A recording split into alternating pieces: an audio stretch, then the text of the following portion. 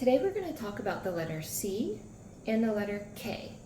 They can both make the sound k, k, so it's easy to confuse them.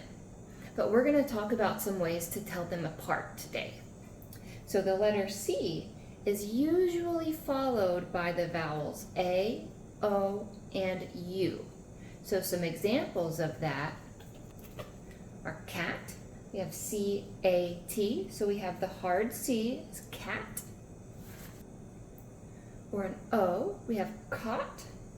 We have the hard C here because it's followed by the O.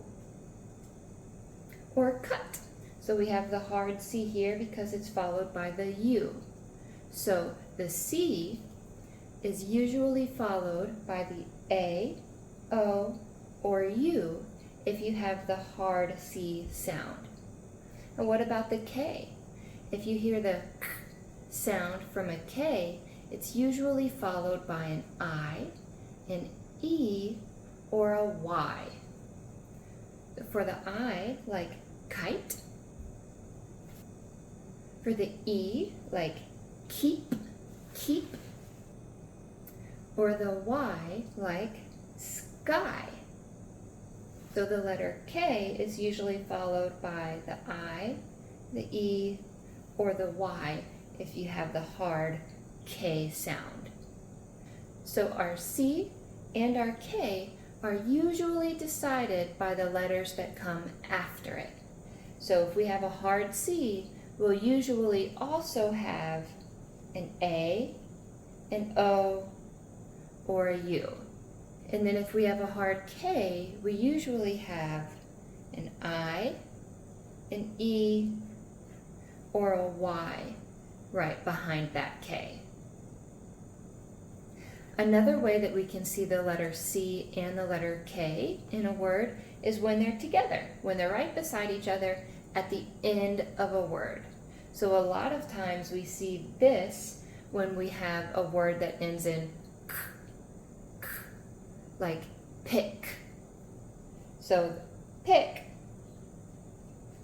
P-I-C-K, it has that k to finish the word. So that's the last sound that we hear is the C and the K.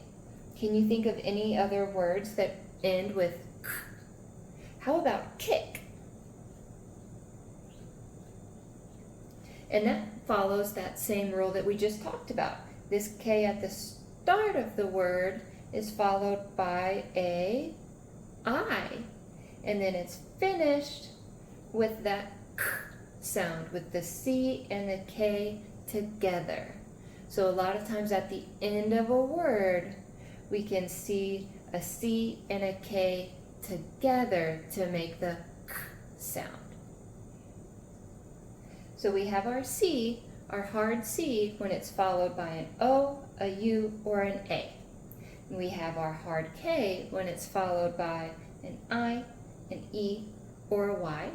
And then we have the C-K combination at the end of a word to make that k sound, like pick, or kick, or check.